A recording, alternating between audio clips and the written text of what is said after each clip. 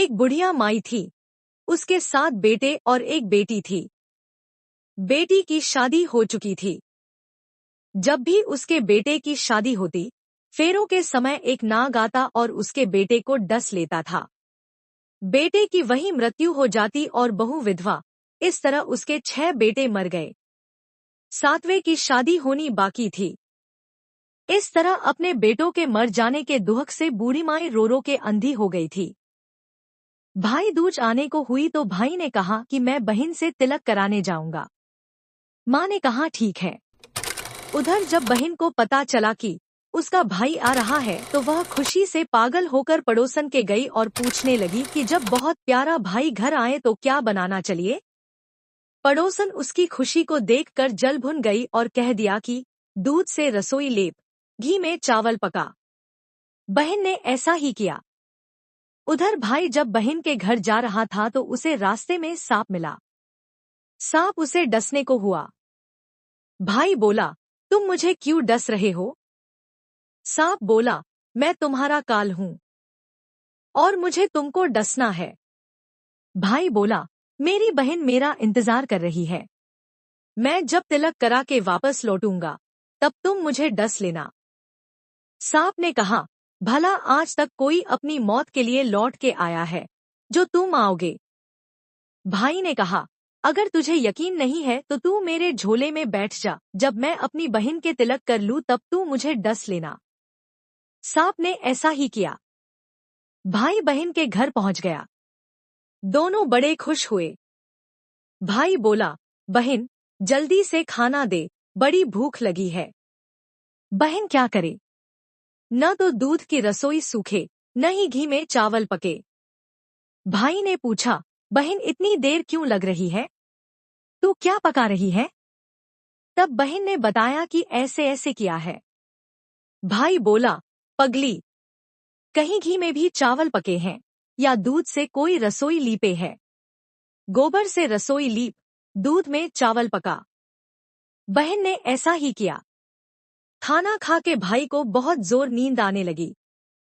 इतने में बहन के बच्चे आ गए। बोले, मामा मामा हमारे लिए क्या लाए हो? भाई बोला, मैं तो कुछ नहीं लाया। बच्चों ने वह झोला ले लिया जिसमें सांप था। जैसे ही उसे खोला, उसमें से हीरे का हार निकला।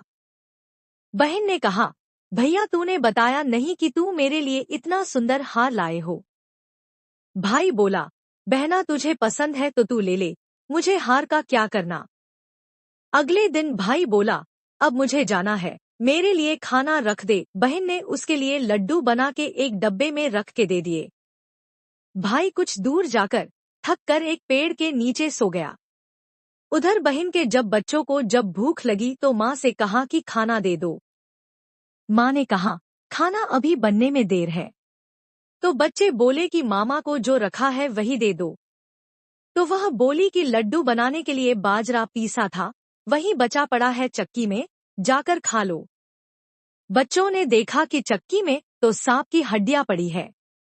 यही बात माँ को आकर बताई तो वह बावड़ी सी होकर भाई के पीछे भागी। रास्ते भर लोगों से पूछती कि किसी ने मेरा गैल बाटोई देखा, किसी ने मेरा बावड़ा सा भाई देखा। तब एक ने बताया कि कोई लेटा तो है पेड़ के नीचे, देख ले वही तो नहीं। भागी भागी पेड़ के नीचे पहुंची। अपने भाई को नींद से उठाया। भैया भैया कहीं तूने मेरे लड्डू तो नहीं खाए? भाई बोला, ये ले तेरे लड्डू, नहीं खाए मैंने। ले दे के लड्डू ही तो दिए थे, उसके भी पीछे पीछे आ गई। बहन बोली, नहीं भाई, तू झूठ बोल रहा है, जरूर तूने खाया है, अब तो मैं तेरे साथ चलूंगी। भाई बोला, तू ना मान रही है तो चल फिर। चलते चलते बहन को प्यास लगती है, वह भाई को कहती है कि मुझे पानी पीना है। भाई बोला, अब मैं यहाँ तेरे लिए पानी कहाँ से लाऊं? देख, दूर कहीं चील उड़ रही है, चली जा वहाँ, शायद तुझे पानी मिल जाए। तब बहन वहाँ गई और पानी पीकर जब लौट रही थी तो रास्ते में देखती है कि एक जगह जमीन में 6 शिलाएं गड़ी हैं और एक बिना गढ़े रखी हुई थी।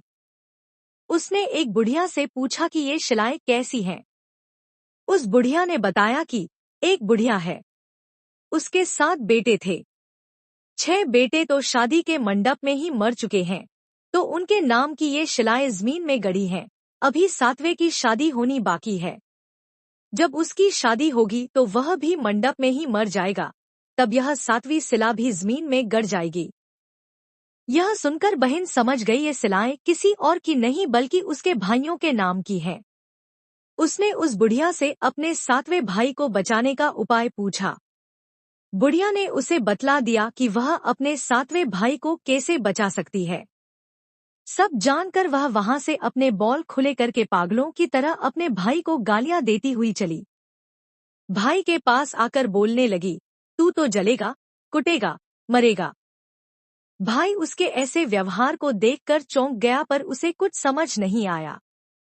इसी तरह दोनों भाई बहन मां के घर पहुंच गए। थोड़े समय के बाद भाई के लिए सगाई आने लगी। उसकी शादी तय हो गई। जब भाई को सेहरा पहनाने लगे तो वह बोली, इसको क्यों सेहरा बंधेगा, सहारा तो मैं पहनूंगी। ये तो जलेगा, मरेगा। सब लोगों ने परेशान होकर सेहरा बहन को दे दिया। बहन ने देखा उसमें कलंगी की जगह सांप का बच्चा था। बहन ने उसे निकाल के फेंक दिया।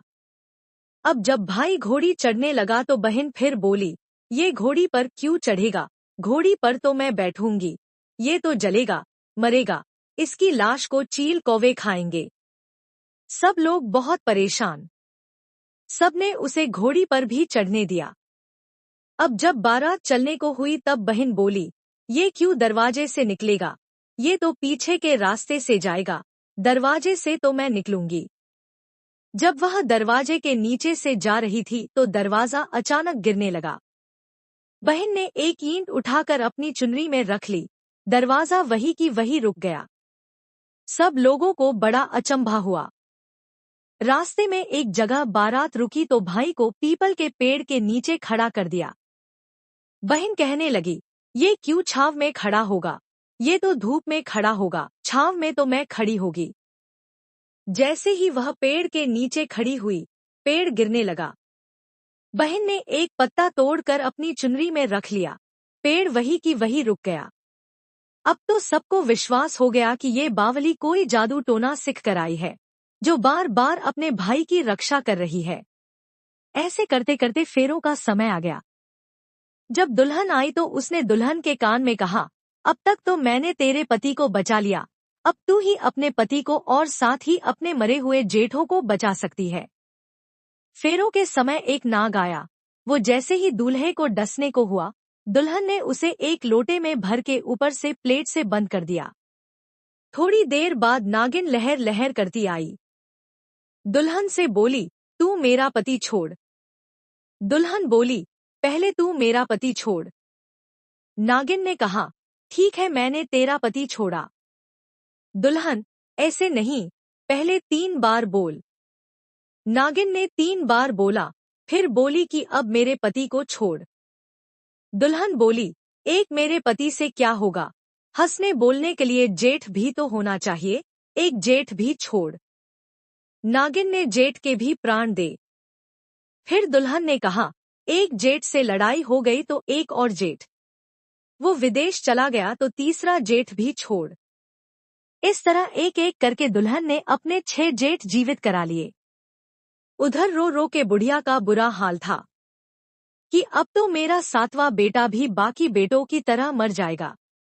गांव वालों ने उसे बताया कि उसके 7 बेटा और बहुएं आ रही है।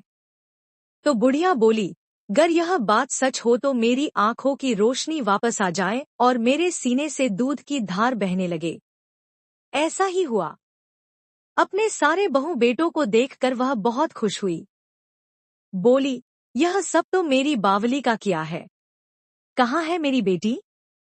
सब बहन को ढूंढने लगे। देखा तो वह भूसे की कोठरी में सो रही थी।